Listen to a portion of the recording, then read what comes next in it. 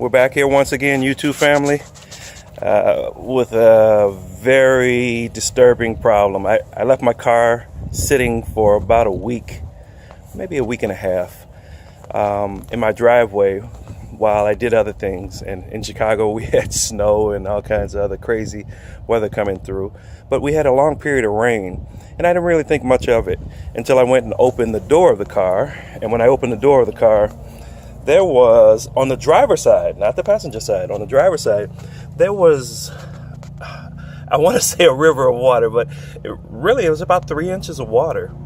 And it went from the front to the back. And right now I'm trying to dry out the padding. I'm going to try and dry it out without removing it. And I know a lot of people are going to say that's a no-go, but I can always change it later. If it starts to smell or something, that's the biggest concern. But here it is. The main thing, the main problem is trying to figure out where the water is coming from.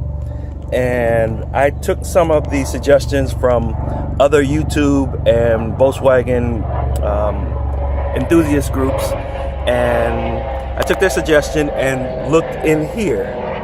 And in here is right in front of the driver's compartment. There's a drain off to the side. I don't know if you can see the drain, but that little black hole off to the side is the drain.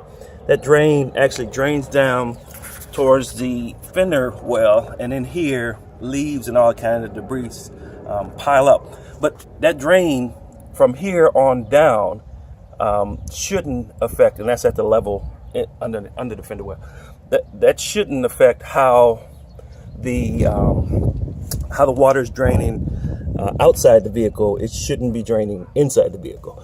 So after I removed the windshield wiper assembly, which is only the 3 bolts, like they say, it's the 1, the 2, and the 3rd one here, and you take the clip loose. There's the clip right there, and then you get a clear picture of what's going on in here. And once I did that, I saw this, and I don't know if you can see it, but I'm going to point to it without trying to block it. I saw this. That is clearly a break in the seal. And then as I looked along here and towards the bottom here, I see there's a lot of cracking going on in here. And that's all got to be where my water's coming from. I mean, I can make assumptions, but based on how much water was coming in and based on the side it was coming in, because it wasn't coming in on the passenger side at all, I can assume only that I've had this problem probably for a while, and maybe one of my plugs is open, or somehow the water was sloshing around. But the car's always had a slight funky smell. But I never paid it any mind and just kind of drove the car. But since the car, hey Tony, since the car is on an angle here, I think the problem was exacerbated with the water coming down the windshield, all being forced down off the car and being forced, kind of almost funneled into this one area, which is where I saw the problem. So what I'm going to do is I've already started. I'm going to clean it with isopropylene alcohol. Use a brush, just a plain brush. And for the tougher spots, I'm going to use a toothbrush. And then I'm going to seal it with E6000. I know a lot of people suggest that you use RTV silicone, black, white, or clear.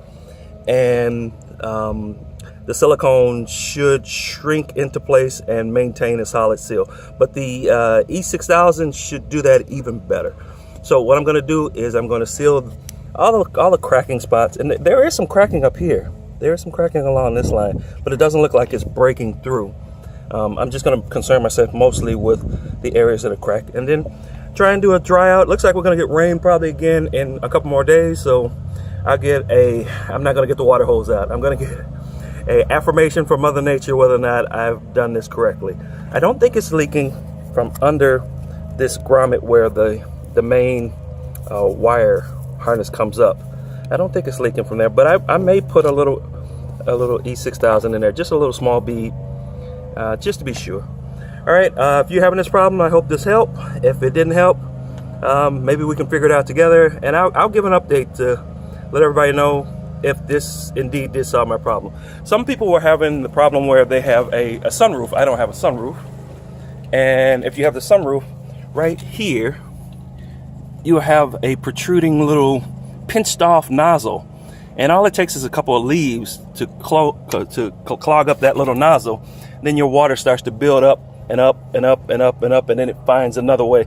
It starts to find another way to come down, and it just drains down behind the it's actually the fuse box. It drains down behind the fuse box and down into the driver's side.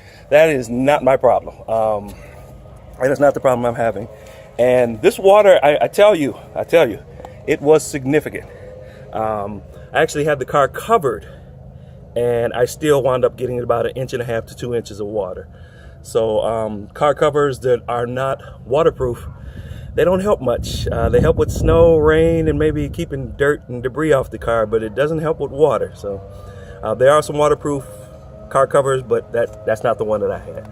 So like I said, if you guys have any difficulties in this same arena, let me know, and maybe we can figure it out together. All right, take care. Bye-bye.